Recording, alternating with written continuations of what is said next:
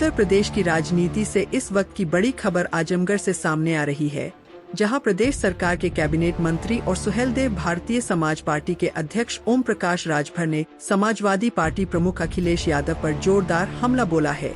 अतरौलिया स्थित निरीक्षण भवन में पत्रकारों से बातचीत करते हुए ओम प्रकाश राजभर ने दावा किया कि वर्ष 2027 में भी अखिलेश यादव मुख्यमंत्री नहीं बन पाएंगे। उन्होंने कहा कि अखिलेश यादव को मुख्यमंत्री बनने के लिए अगले जन्म की तैयारी करनी चाहिए। राजभर ने भाजपा और उसके सहयोगी दलों के संबंधों पर भी बात की। उन्होंने कहा कि भाजपा अपने सहयोगियों को कमजोर नहीं करती, बल्कि उन्हें आगे बढ़ाने और मजबूत बनाने का काम करती है। साथ ही उन्होंने विपक्ष के उन आरोपों को भी खारिज किया जिनमें भाजपा पर सहयोगी दलों को कमजोर करने की बात कही जाती है। समाजवादी पार्टी के पीडीएफ फॉर्मूले पर निशाना साधते हुए राजभर ने कहा कि पिछली सपा सरकार में पिछड़े और वंचित वर्गों की अनदेखी की गई थी।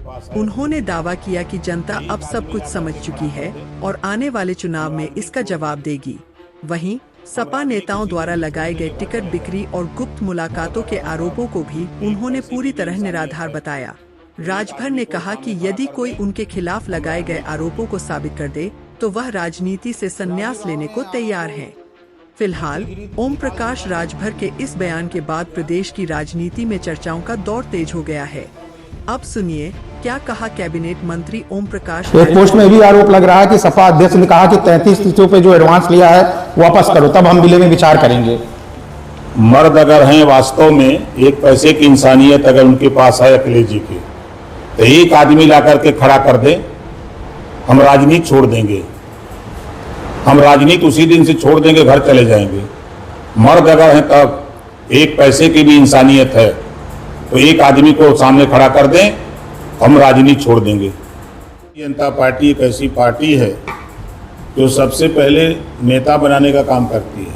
पहला नेता उन्होंने बनाया हमारी जानकारी में माननीय मुलायम सिंह यादव जी को समर्थन देकर के मुख्यमंत्री उत्तर प्रदेश में 89 में बनाया। भारतीय जनता पार्टी के सहयोग से मुख्यमंत्री बने थे। दूसरा नेता सरकार में शामिल करके अनुप्रिया पटेल जी को नेता बनाया। तीसरा नेता ओम प्रकाश राजभर को अपने गठबंधन में शामिल करके नेता बनाया।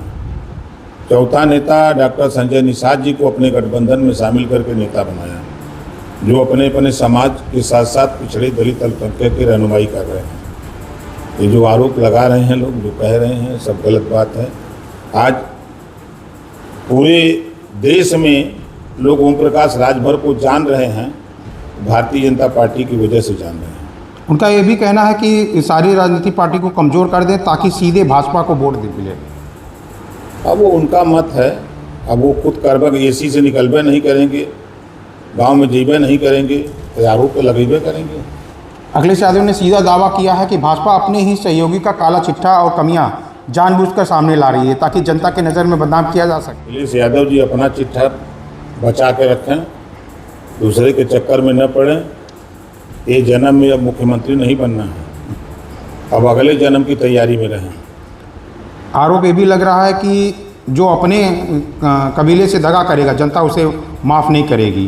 पीडीएफ पिछला दलित अल्पसंख्यक समाज एकजुट होकर पाले में जा रहा है, क्या प्रक्रिया करेंगे? नहीं, वो तो सही कह रहे हैं कि जो पिछड़े दलित अल्पसंख्यक से दगा करेगा उसको माफ़ नहीं करेगा। 5 साल अखिलेश यादव जी मुख्यमंत्री थे, तो 5 साल इन्होंने अपनी जाति को खाली बढ़ाया।